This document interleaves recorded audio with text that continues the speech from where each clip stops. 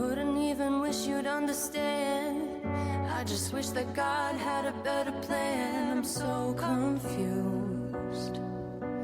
I need a redo.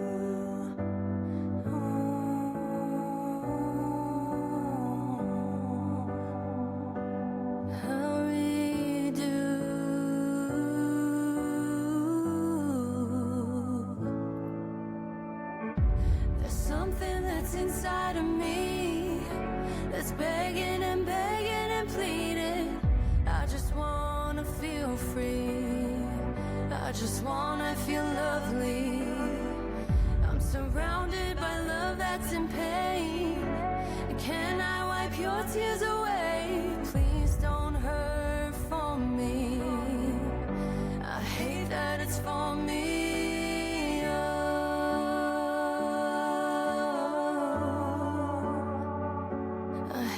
It's for me.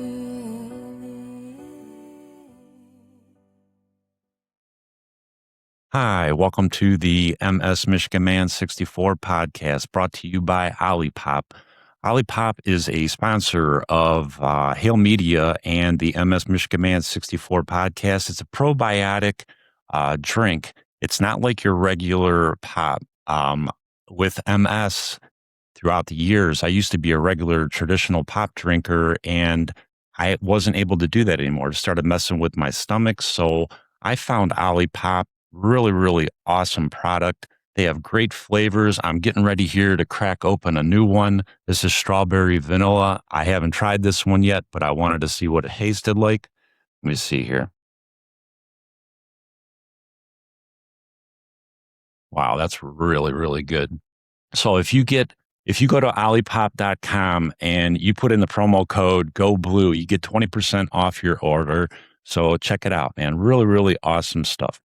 I'm the MS Michigan Man. My name is Brian. I have had MS for the last 28 years.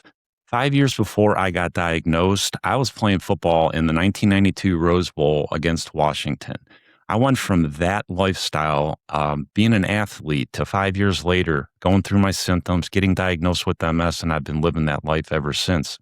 I talk about my journey, all the good and the bad and the ugly about this disease, and I also talk with other chronic disease warriors all over the world, just so that people have an understanding of what it's like going through that diagnosis and fighting the fight. So today, this is a really, really cool episode. I am talking with a MSer from the state of Washington. Her name is Cheryl, and I actually had an opportunity to meet Cheryl back in May. I was down in Louisville, Kentucky at an MS summit, and I was one of the speakers, and Cheryl happened to be one of the speakers too. And I just she's just an amazing, amazing lady. She was there with her husband, Brian. And they're both runners, and Cheryl is a runner. She got diagnosed with her MS back in 2006. She didn't let it stop her. She continued to run marathons, and she wanted to come on and talk about her journey, how she keeps on fighting the fight.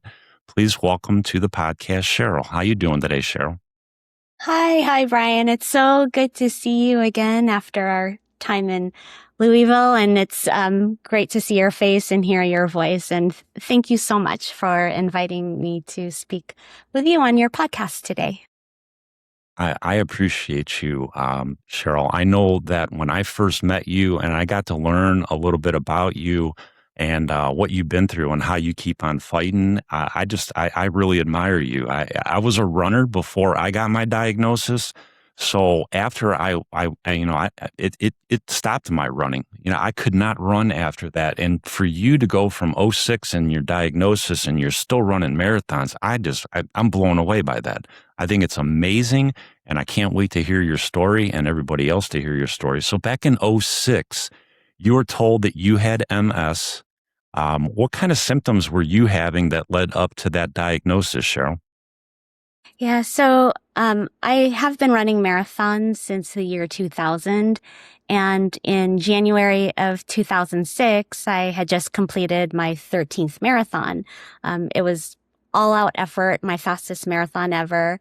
And the next day when I woke up, I had my arm felt really numb, but it was painful with electric shocks.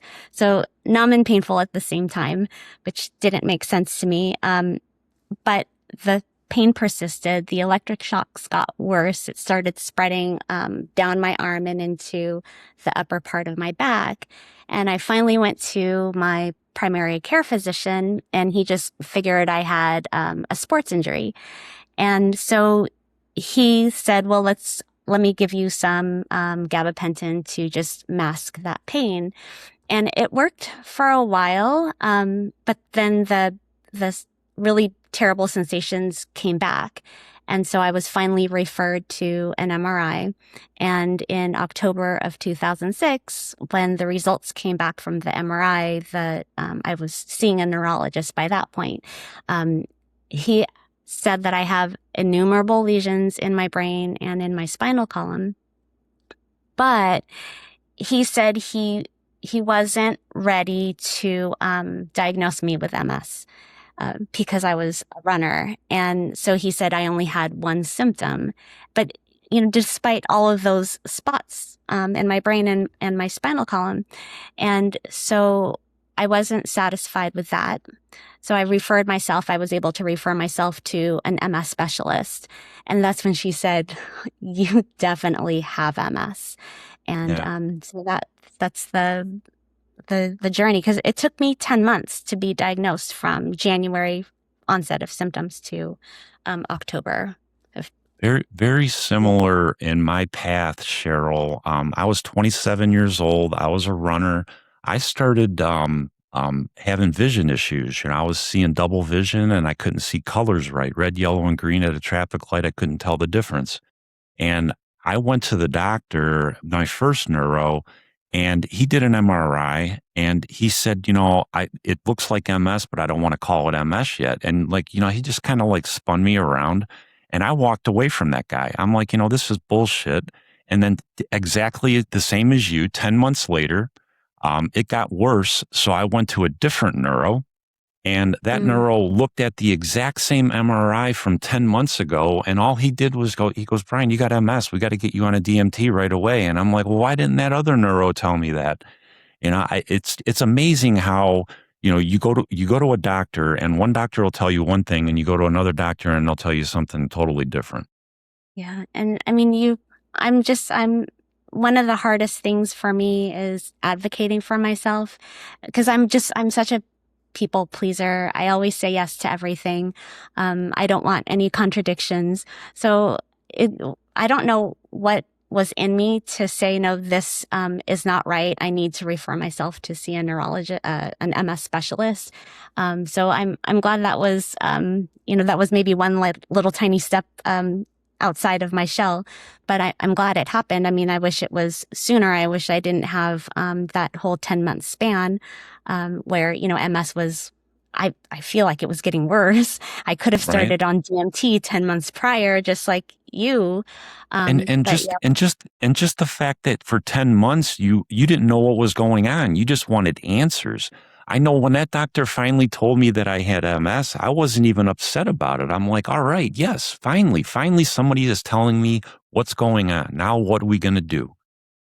Yeah, I cried like a baby when I was diagnosed. And you just remember the day clearly, because at that time I was working at the University of California in San Diego, and I was close enough to the doctor's office where I could just walk. And my husband Brian and we walked to the neurologist's office together, and it was during our lunch break, and that's when I got the diagnosis. And the walk back to my office was the slowest walk ever. It was only like half a mile, but I must have taken half an hour or more, because I had to keep stopping, just sit on the curb, sit on the sidewalk to just cry. And the reason I had to go back to my office was to collect my backpack. And I remember I had also won a drawing for a burrito party for my office, so I also had to go back to get my burrito. But so we went home, I cried some more, but just the very next day, I went back to work, because, with you being a football player, just that brute force of getting things done. You just have to get up. You have to do it. People are counting on you. You're part of a team. And so that's how I felt like I need to get pushed down all of this sadness and just go back to work and resume my life. It was Yeah. hard. Being a people pleaser, always saying yes, just push down my emotions and keep Yeah. on forward. So let me ask you this, Cheryl.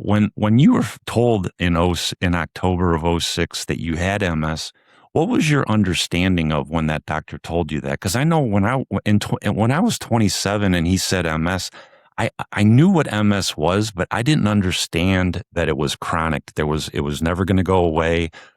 You might not even get better. I didn't understand it when I first got told that. What was your understanding when you got told?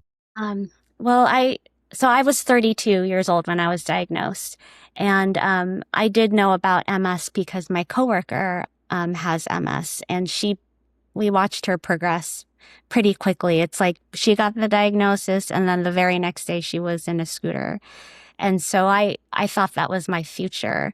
And being a runner, being an active person, somebody who likes to travel, and I was really scared, but again, just pushed down those feelings. And so I started registering for a bunch of marathons because I didn't know how long I would be able to keep going.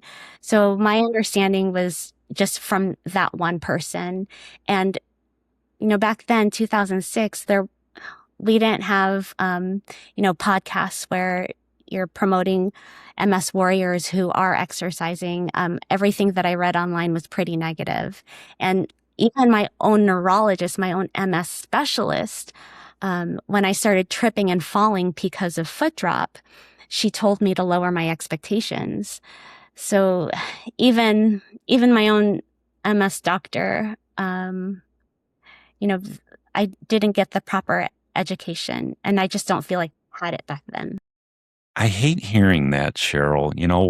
Because it was 1997 when I got diagnosed, and I was, big into the gym, and I was working out, and I was running and everything. And after my diagnosis, the first thing I asked my doctor that diagnosed me, I'm like, okay, do I need to shut it down? Do I need to just, not start, don't do the exercise like I did? And because I didn't know. And the first thing he said to me, he goes, no, Brian, absolutely not. He goes, you're in great shape. He goes, and he goes, you need to keep on doing everything that you can do. He goes, your body's going to tell you when you can't do it.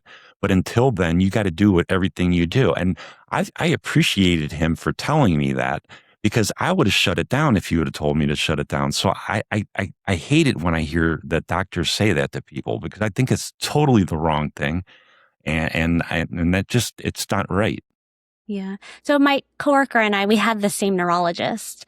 And so as I mentioned, it seemed like she got the diagnosis, and then like the very next day she was in a scooter. So it was just kind of an old school neurologist. And I think back at that time when, we were diagnosed, there was just that shift still where some doctors were saying, yes, exercise. And other neurologists were saying, no, you don't want to overheat because then your symptoms will get all messed up. You'll make your MS worse.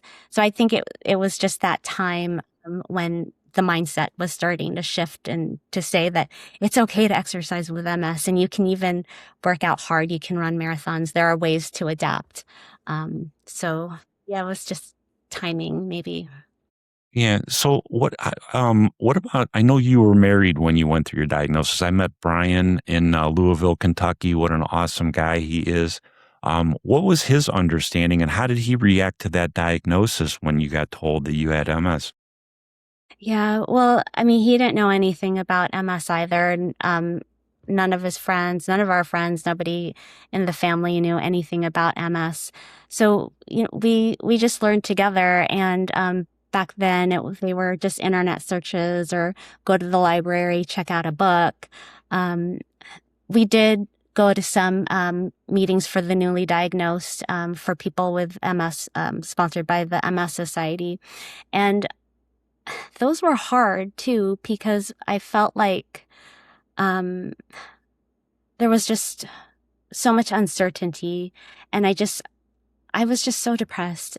I did actually have to go on antidepressants. I was on that for a while. Um, but yeah, but Brian is so supportive, and we cried together. We Yeah. tried to learn as much as we could. He supported me. All of my crazy ideas, running these marathons. So he just did all he could to support me emotionally, and also to do the research and to look up all of these drugs, because I was given 3 choices for MS medications. And so back then you were given these pamphlets, these books. And so we poured over them, and just the discussion. Okay, well, let's go with the daily injection. He helped me with all the daily injections. So That's so yeah, so awesome. And that's important to have that, whether it's a spouse or a family member, just to have that open-mindedness, just to learn about the disease, and he didn't like judge you for it. He didn't like say, well, you're just being lazy, because I hear that a lot. And, he sat there and he said, you know what, my wife got this diagnosis, and, it is what it is, and I'm going to learn about it. I love that. I really yeah, do. I love that. So, yeah, so and what did you do? What did they do with you on the, as far as the DMTs go? Because you said there were, they yeah, gave you 3 choices. How did they do that? yeah, there were 3 choices. So because that's all we had back then. We only had 3. There might have been 4 drugs available at the time, and so my neurologist, she just gave me the pamphlets from the 3 drug companies, and um, she just gave her opinion. Because they were all, the platform drugs. They kind of worked, you know, essentially the same way. It was just the symptoms, or sorry, the side effects. The weekly injection where you kind of feel like you have the flu, or a daily injection, or every other day injection. And I think in my mind, maybe it's because, being a runner and an avid exerciser, I felt like I needed take the daily injection, because at least I'm doing something every day. I'm helping my body every day. So that was kind of the mindset of why I chose that one over the others.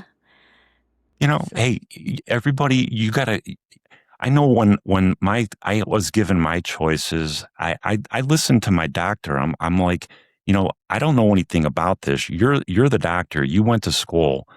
You explained to me the pros and cons of all these meds, and he would, and I'd be like, you know what, I'll do the injection. I started out with Copaxone, and that's kind of a journey in itself, because you don't know how your body's going to react to it. But you got to keep up with your neurologist and let him know, because I know, like, when my first med, I was on Avonex, and it made me really, really sick. yeah, And, he switched me up right away. I mean, I didn't spend years on it like I hear some people. I think you just got to make sure that you have a really good relationship with your neuro, and keep them up on how you're feeling with it. yeah. So I mean, I was on the daily Copaxone injections, but I did have 4 exacerbations in 1 year, and my neurologist she didn't want to give me that next step up. So I know this kind of sounds weird, but my husband and I, Brian, we were living in San Diego at the time, and we were kind of already ready to move on, to move somewhere else, to try a new city. So we decided to move up to Washington State, and that's where I met my really awesome, incredible neurologist, just up to date on every single drug. She's does clinical trials. She's just a brilliant woman. And so that's where we went that next step up. She said, oh, if you're having 4 exacerbations, you had 4 exacerbations for a year, in a year, I would have switched you to a new drug after the first one. And so I went on Tysabri, and that was just like a total game changer. When I had those exacerbations, my right leg was getting weaker. My foot drop was getting worse. But once we were able to calm down my body, I was able to heal a little bit. So things got a little bit better for me. And maybe also too weather-wise, because I'm pretty heat sensitive. So all of that, the culmination of getting a new doctor, going on a new drug, having the inflammation lowered, I was able to heal, and then having kind of better weather for my MS, that really Yeah, helped to make a difference. that's awesome. So, I know we talked about this a couple of minutes ago, and I want to come back to it. You said you went into a depression. And I ask people this all the time because back when I got diagnosed, the mental part of it wasn't really discussed. You know, it was like, oh, hey, you got MS, you're going to get a DMT and, go ahead and have a good life. Did they mention anything about the mental part of having a chronic disease, or did you have to do that on your own? Because it took me 15 years after my Um, diagnosis to realize, hey, you know what? This is really affecting you mentally.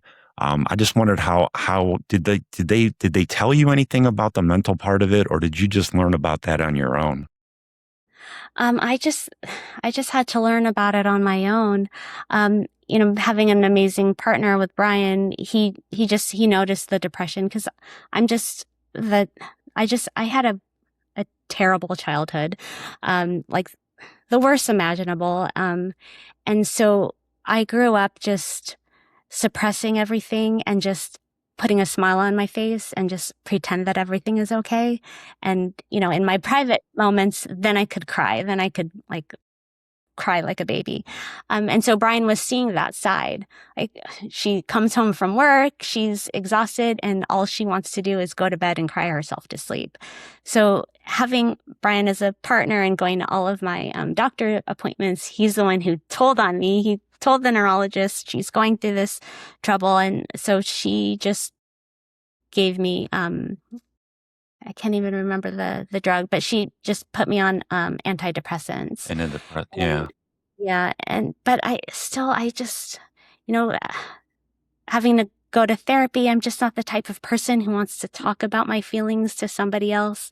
And so I these get are it. just things I had to work out on my own through time and just through acceptance. And I mean, I've had MS for 20 years, and I think one of my biggest blocks is reminiscing how I was before MS. Like, oh, I used to be able to run a 5K in 22 minutes. And now I'm lucky if I can run that in like 2 miles in 22 minutes. So But you can still but run though, and I can still that's run. amazing in itself. And that's the thing. And so I am working to be conscientious about, okay, I can be kind of sad for a little bit, but I need to get myself out of it, and realize all of the things that I can do.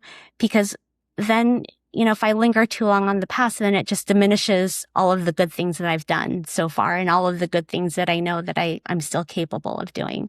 So, I let myself kind of, think about the past, but then it's like, okay, push forward, get over that, and realize how lucky you are, because I am. I mean, MS is the right side of my body has gotten worse. The good side, my left good side was the good leg, and I'm starting to feel the effects of foot drop.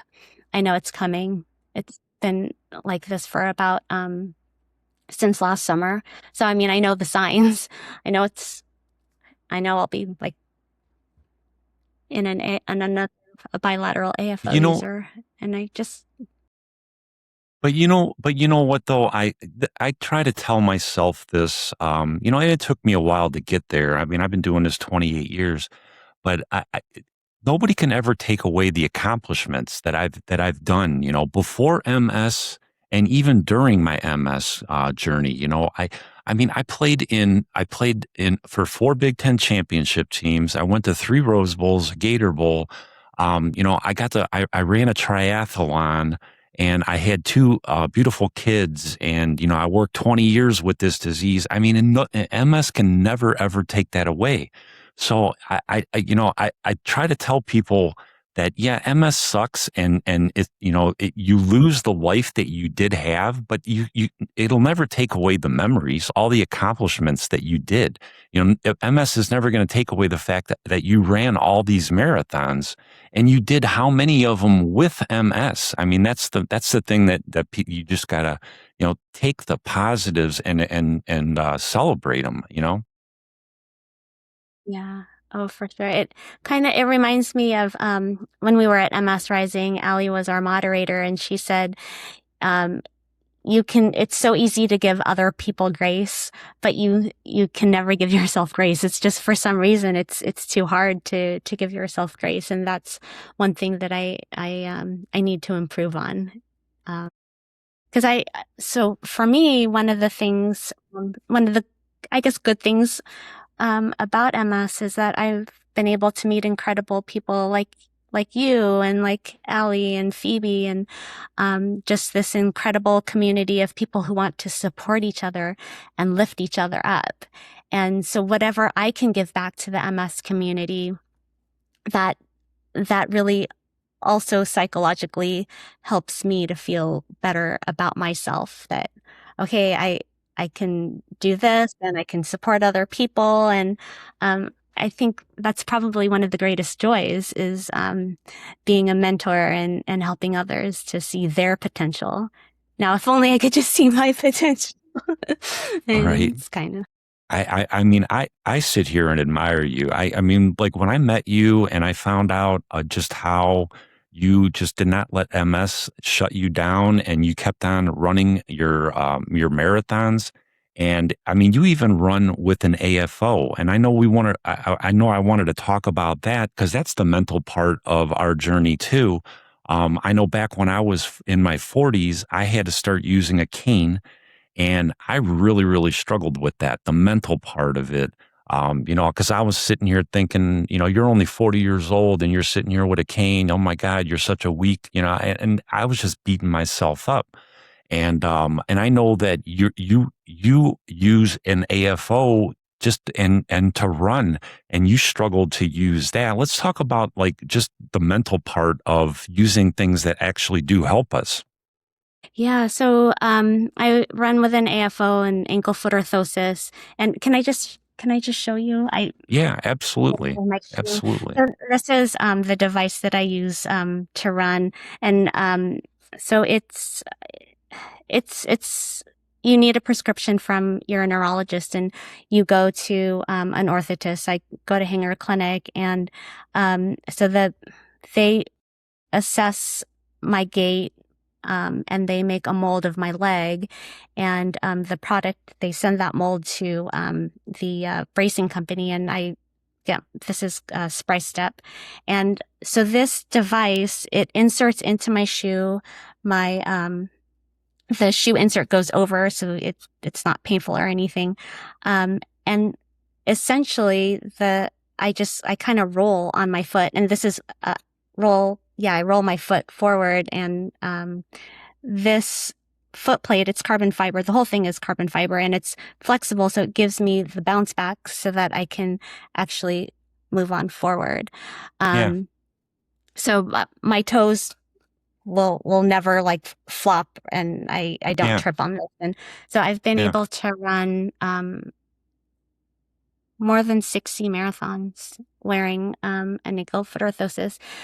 But it took a while to get used to. I mean, not just finding the right shoe, or, preventing, like, that's why I have all of these little modifiers on the different pads and everything, just to prevent blisters and bruises and everything.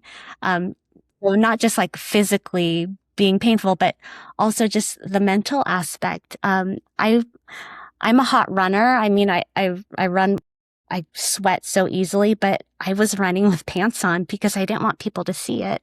Because I was young, 32 years old. I started wearing an AFO at 33, and I didn't want to be different.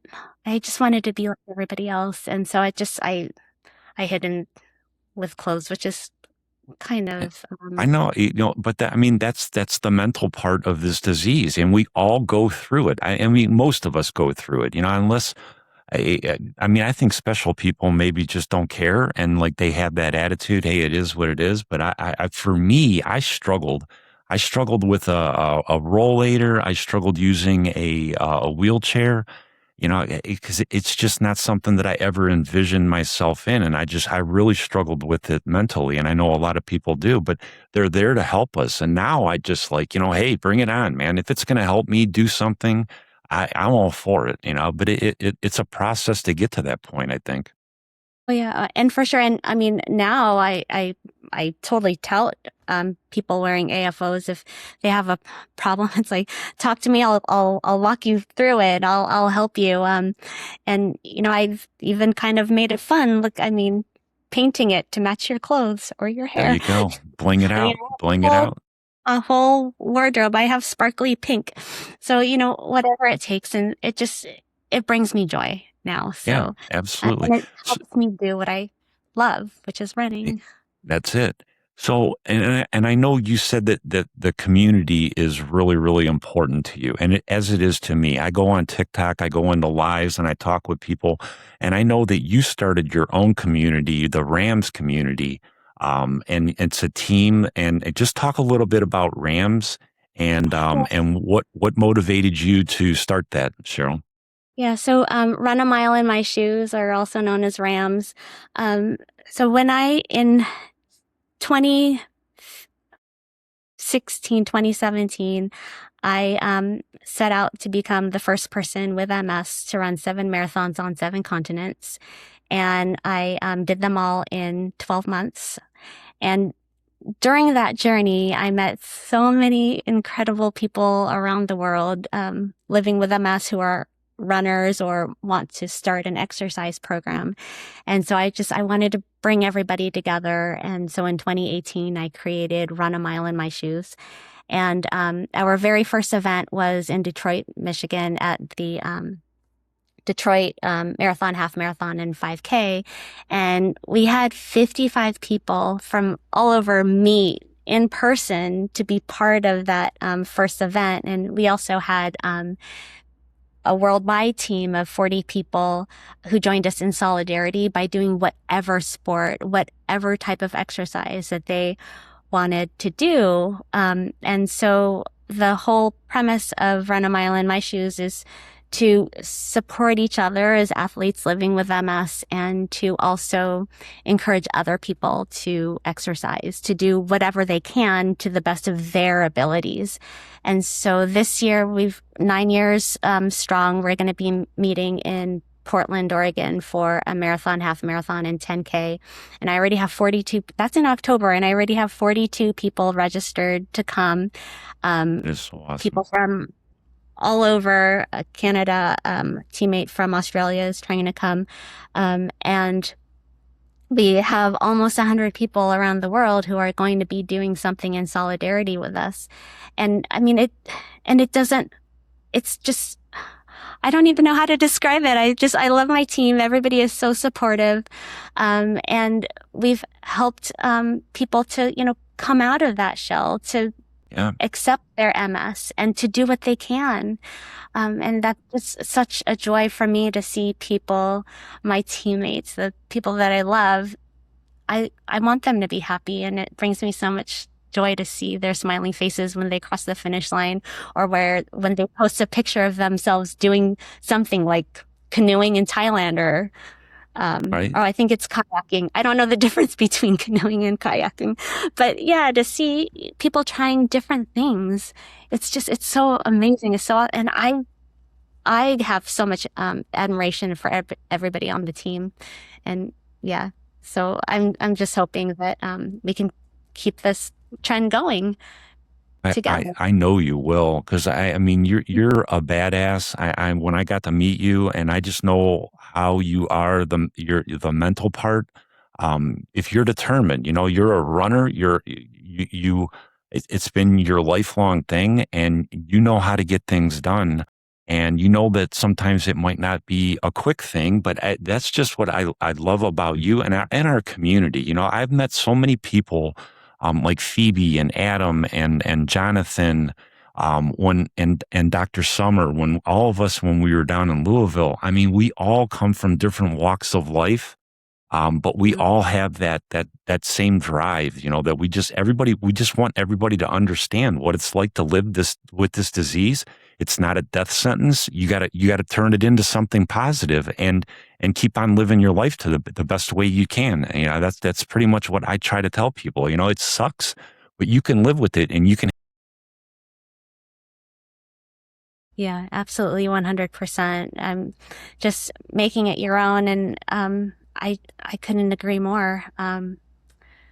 It's a mental journey, physically as well. But if you can find your community, if you can find a group that will embrace you and that will help lift you up, whether it's, you know, MS Rising or Run a Mile in My Shoes.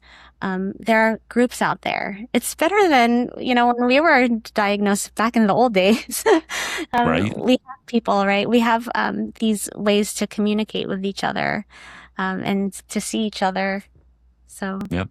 yeah. I love it, man. And I know I'm going to meet up with you again at a function Yes. sooner or later. And I mean, we're across the United States, but I mean, that's the way this community is. You know, we're always there for each other, and we just pick each other up when we're down, and we celebrate the victories. And I just love everything that you're about. And I really, really want to thank you for coming on and sharing your journey with me today, Cheryl. Thank you so much, Brian. And yes, we must meet again sometime soon. Yeah, I absolutely. appreciate Absolutely. everything. Thank you. All right. All right. Thank you so much. Cheryl, I'm going to get going. Don't forget to hit the subscribe button, hit the like button. And if you got any comments, throw them in the comments section.